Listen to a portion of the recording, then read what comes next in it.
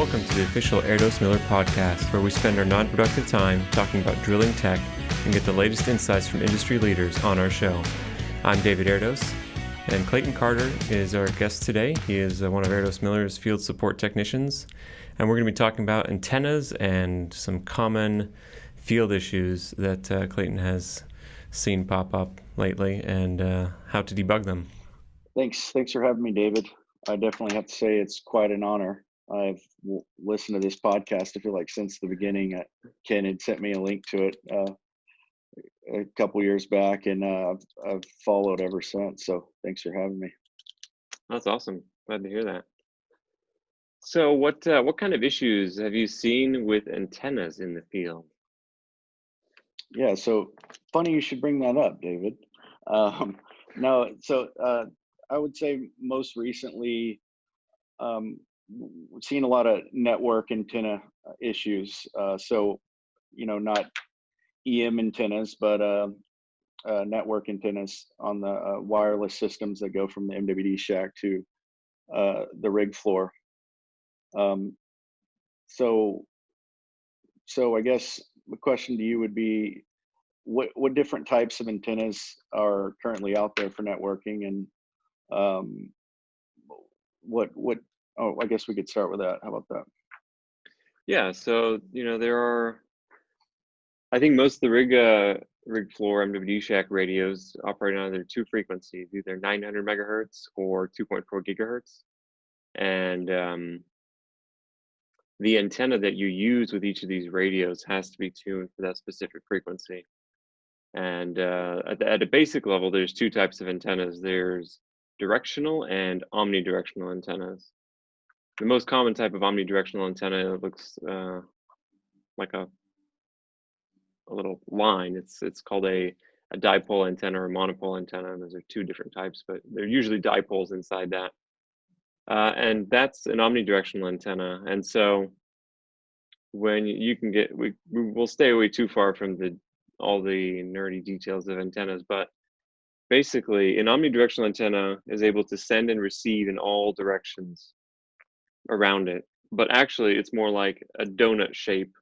Let's say my finger is the antenna. It's like a donut shape around the antenna. So directly above and directly below, you'd have the weakest signal, and then directly out to the side, you'd have the strongest signal. A directional antenna is a bit more like it's a focused antenna, so it radiates in one specific direction. And so there, the challenge is you have to make sure that you're pointed at your other intending receiver or transmitter, and that you're within the window of radiation, within kind of the radiation beam. Otherwise, your signal is going to get more attenuated. For example, I think you mentioned like wind knocking an antenna off. If you have a directional antenna pointed right at the MWD shack and the wind blows it and it's now 30 degrees to the left, now your signal is going to get killed. Whereas if you had an omnidirectional, then you'd be fine. But you would also not have as much range. You're not as strong of a signal between the two. So you would say in general that it's somewhat necessary to have a knowledge of the radiation patterns to be able to optimize your placement, wouldn't you? Yeah, it's certainly helpful. I think most of the stuff I've seen in the field, and you've probably seen a lot more than I have, but it's either omnidirectional or like a patch antenna, which looks like a flat rectangle. And so, ideally when you're selecting, you get one with reasonably wide, not super focused beam. Just so if you do have some misalignment, you'll still get a signal through. Right. Yeah. So there's also been some difficulty that I've seen is from moving from one system to another, where they may get away with different antenna placement, or say like a less optimized placement of an antenna, and they move to a different wireless system that's with more bandwidth, and then it's requiring that they have a more optimized antenna placement, right? So Yeah. it seems like guys have found that to be a struggle, that concept. Yeah, and one thing to keep into account is also, the 900 megahertz systems will typically get longer range and are more resilient to interference in the path. But 2.4 and 5.8 gigahertz is going to have less range and be much more prone to getting the signal blocked by anything in its path. That's kind of goes with the higher frequencies. It can't travel through other materials as well as the lower frequencies. Right. So like in general, it would be more susceptible to attenuation, right? Yeah, Yep. Sorry, and the higher the frequency, right? exactly.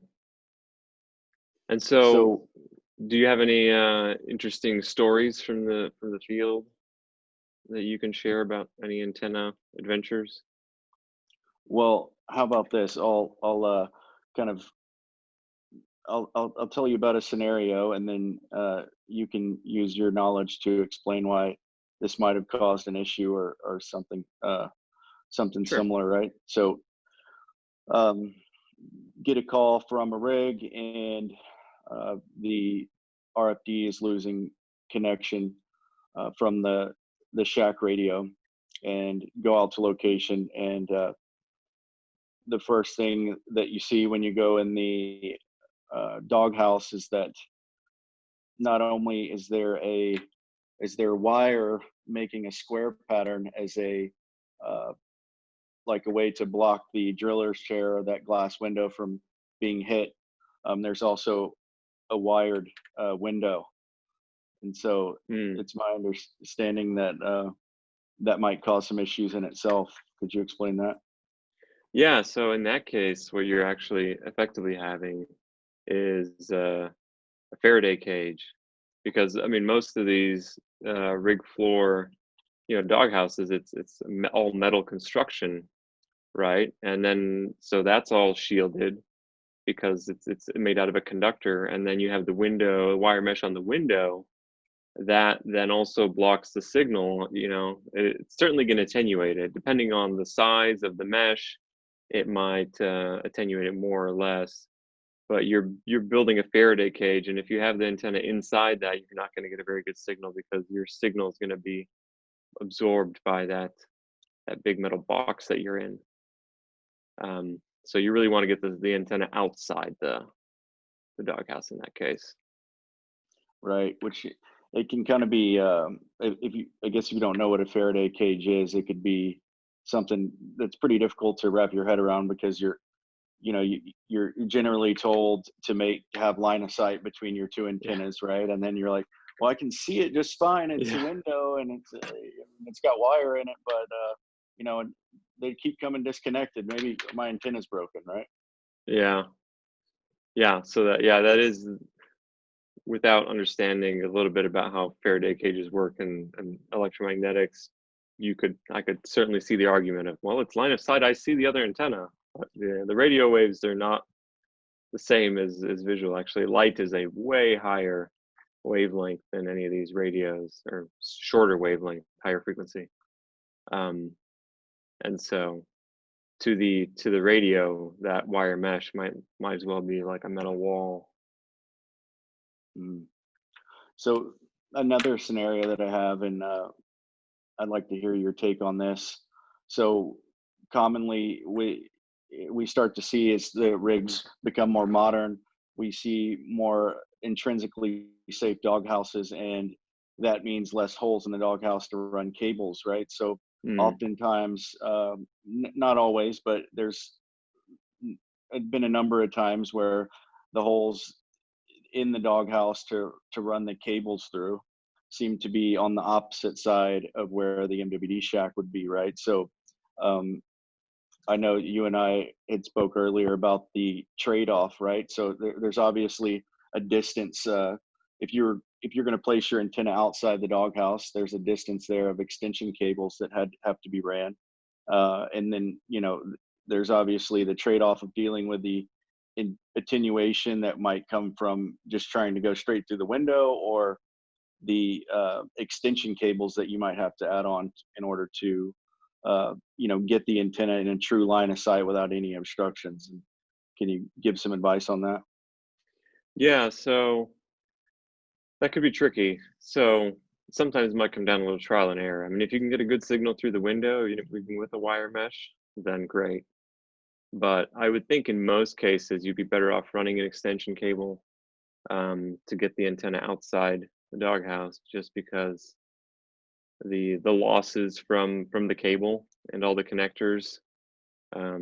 Just as a brief aside, anytime you have a connector or cable, your signal is going to get attenuated. So you do want to minimize that if you can, the number of connectors especially, but also the length of the cables. But I would think that your attenuation from the cable and running it outside would be much less than through the window. So even if it's inconvenient, it's probably handy to have some good long coax cables to extend your antenna reach with. So if you can, let's say if you're in the field and I'm an MWD and I open my kit box and I have some extension cables. If you're able to identify the type of coax cable on that is generally can the losses that you can expect to see from this particular type of coax cable be applied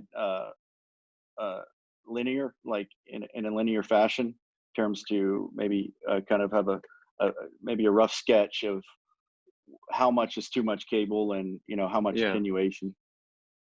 I don't want to like introduce a fear of cables because, like I said, probably getting a line of sight view with a cable in the system versus trying to go through a window or the wall is definitely going to be better.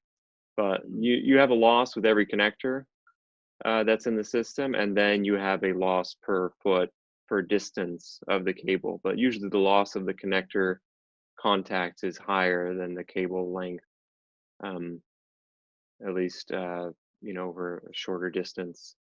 So if you have a one long cable or you have a bunch of short cables that are hooked together, you're definitely better off with the one long cable.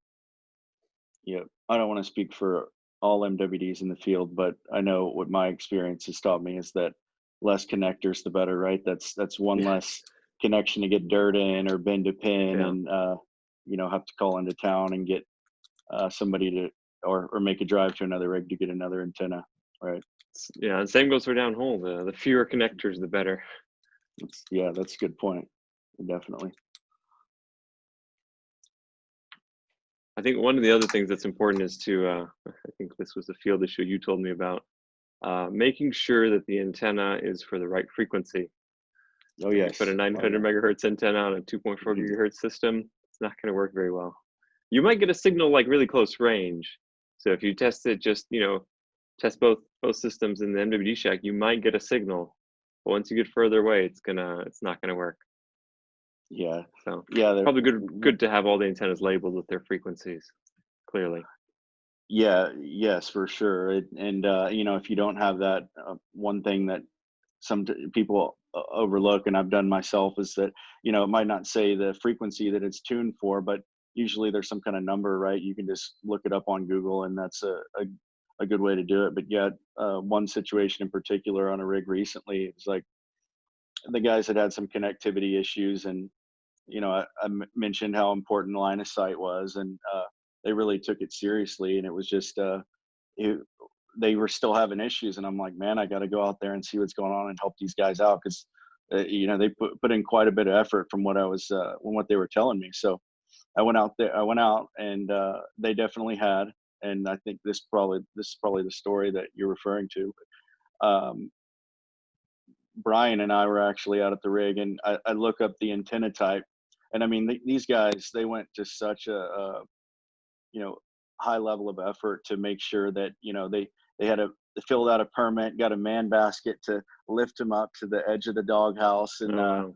uh, put on these great looking antennas, omnidirectional.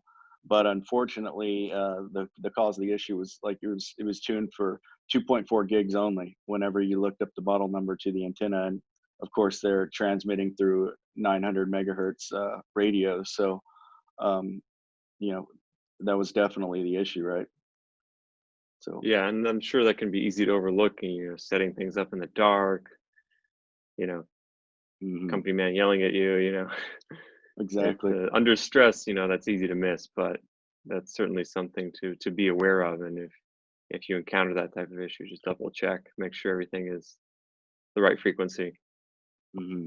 Yeah, it can definitely throw you off as well when you're used to receiving a kit box and everything is plug and play. All the drivers are installed, all the IP IP addresses are set properly, and all the network settings, and then all of a sudden you get these antennas in your box, and it's like you plug them in and nothing works. Well, what did I do different? Well, but Yeah, well, yeah, and with a lot of these field connections, if the cables mate, if you can plug them together, it's probably the right one. But with yeah. a lot of antennas, you can have the same connector and they might fit, but it still be the wrong antenna for the radio. Okay, so I have another question for you. So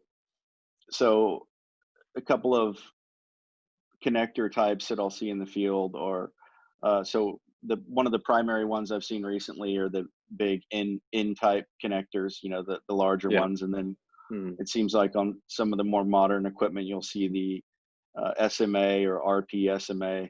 Um, can you speak any about, like, maybe are the difference in these, or is this just mechanical rigidity, or is this a difference in efficiency as well?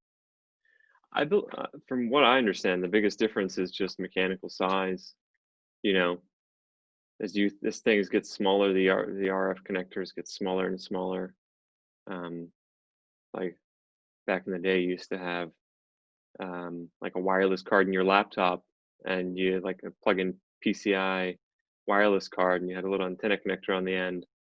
Um, and they just had to get smaller for that, and then the SMA, it was kind of I think a good balance between small but not too small for typical use. Mhm.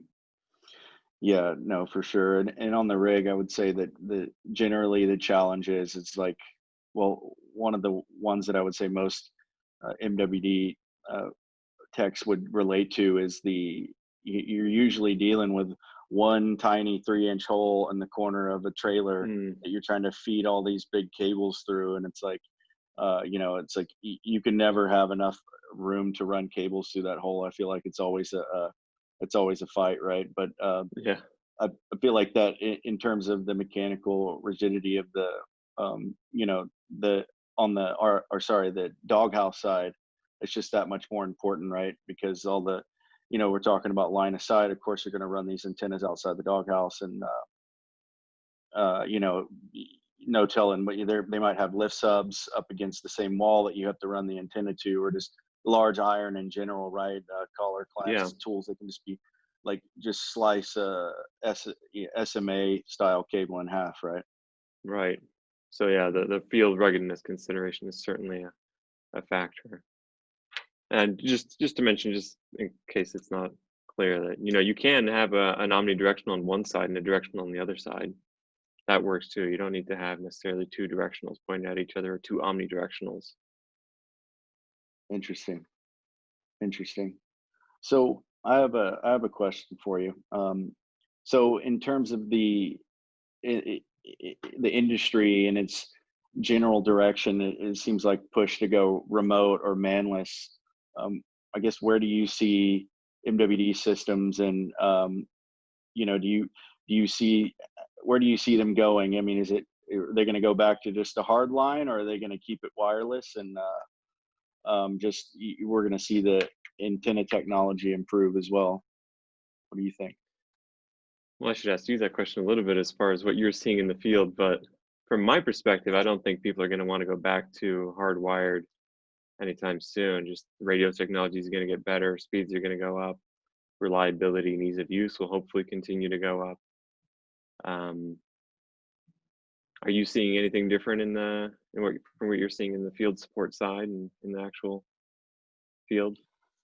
They're definitely using some more modern wireless systems, I would say. Of course, I feel like, being the industry what it is, you're always going to have the guys that are real stuck in their ways, and want to do it just the manual way, right? Because you can see it, and it's simple, But I mean, like you say, I mean, the main concern there, right? If you have a wired system, of course, is that you might deal with a forklift or a piece of equipment, and it could cut that, right? But, or your cable could go bad and you don't have anybody to replace it. But then on the other end, you have your wireless systems, and somebody can knock an antenna, right, and not realize that Right. they've done that. So I guess I'm not really sure about that one. I'm yet to see any ultimate solution as far as I'm concerned. I mean, like the newer directional antennas, obviously, they have a lot of uh, bandwidth capability, which is really nice. But again, they are directional, and like you pointed out, the radiation pattern is super important in terms of making sure you get the signal, and that opens up an opportunity for failure there, if you ask me. So. Yeah.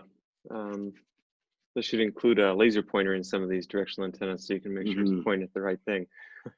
Yep. No, exactly. Some of them, I know Ubiquiti makes an antenna that has a level on the back, right, and then it's got Mm.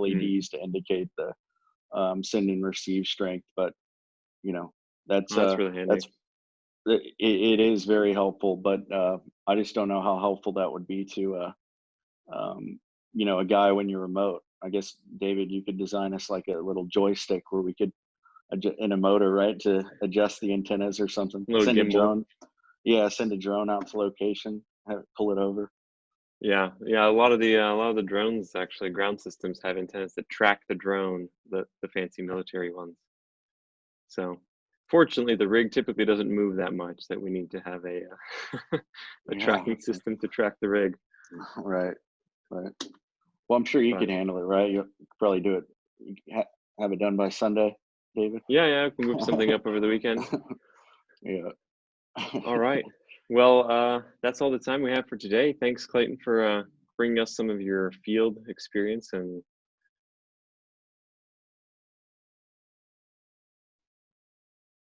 Yep. Super honored to be here, David. Thanks for having me. Had thank you fun. again, Clayton, for joining us. Be sure to check out our podcast on iTunes, Spotify, and YouTube. Thanks for tuning in to today's episode.